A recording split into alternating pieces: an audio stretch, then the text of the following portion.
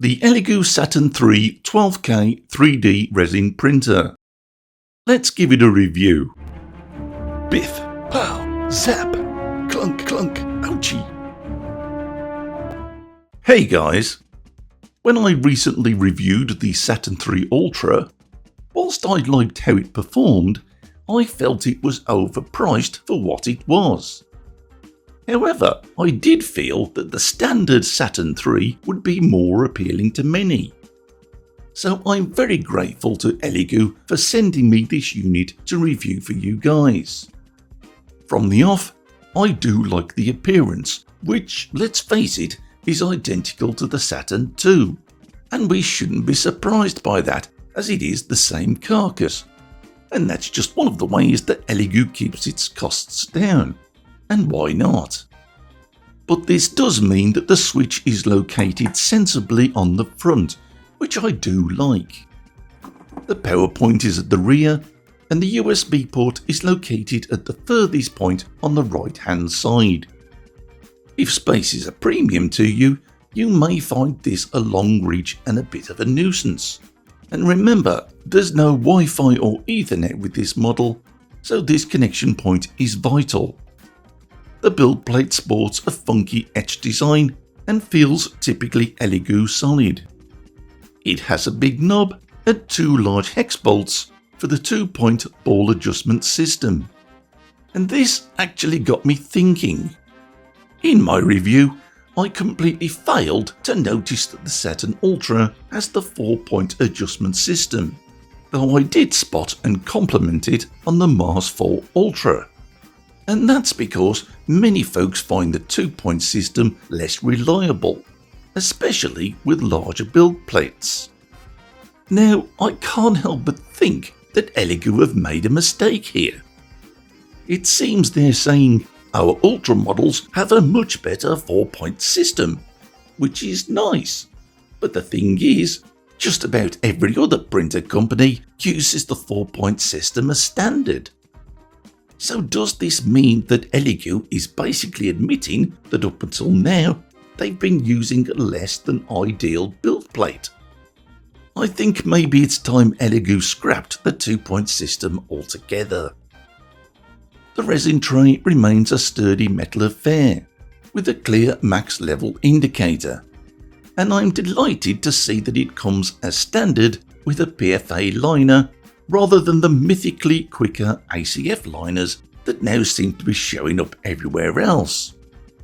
Personally, I'm fairly satisfied that these ACF liners result in these vertical lines on prints, though I must stress that these lines can only be seen under very strong magnification. As usual, the tray fits in location points and locks down with removable bolts.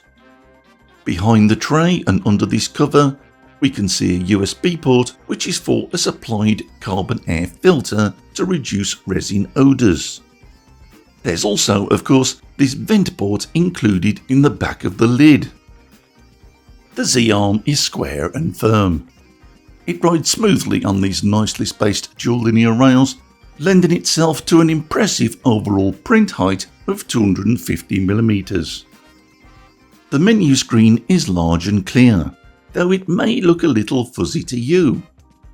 It arrives with a clearish protective film over it to prevent accidental damage, and I opted to keep this in place as I always seem to get resin all over the place.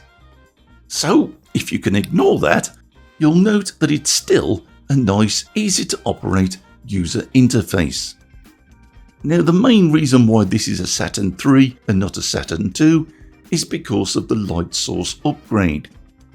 This is a 10-inch 12K monochrome LCD screen with a resolution of 11,520 by 5,120 pixels and an XY resolution of 19 by 24 microns. So yes, that means rectangular pixels. And so far, I have to say I'm not seeing any difference between rectangular and square pixels, so I don't think there's anything to worry about there.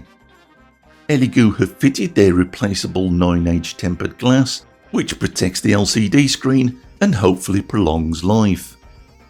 They've also made use of a Fresnel lens to ensure more uniform light exposure and provide crisper prints. And before I go any further, I'm going to correct myself. I've had a few folks quite correctly point out that I pronounce lychee in the same way as do the Belgian company that formed it, rather than the Western way, lychee. But I wasn't doing the same with the Fresnel lens, which of course gets its name from the French civil engineer Augustin Jean Fresnel. Okay. Augustin Jean Fresnel. I'll try to do better in the future. And talking of lychee, being Elegoo, the Saturn III is open to popular slicers like G2 Box, Voxel Dance Tango, and of course lychee. And during this video, I tried and used all three successfully. I used Anycubic Water Wash Plus just because that's all I had, and these are the settings that I came up with. I think it's fair to say that it did a very good job with the Amenolabs Town test print, though the dust fairies were clearly having a field day. Before moving on, there's still time to take part in the Mars 4 giveaway if you hurry. Elegoo have kindly donated this excellent 9K printer to one of my viewers, and to find out how to possibly win it, just watch this video.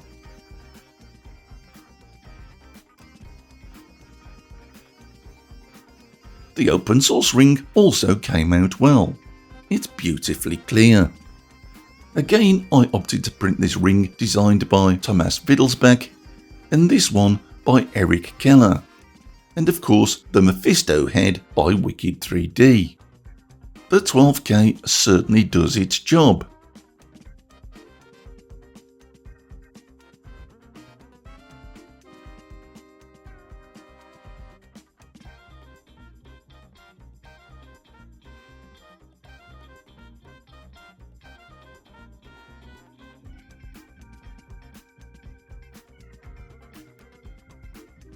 For a bit of fun, I've been working on a couple more Orc designs to make available freely to you guys on Thingiverse, including this au naturel Vogland Orc, and the terrifying Hog Rider that sits atop of the fearsome Vogland Suicide Pig.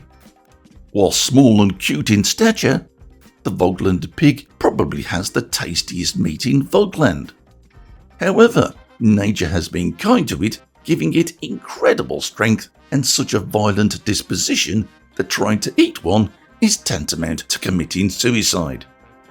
Probably for this reason, they've struck up an uneasy alliance with the Vogland Orcs, whereby neither species eats the other. A buddy of mine, Juan, has provided this amazing Vogland Orc Friday the 13th adaptation, which I think is fabulous.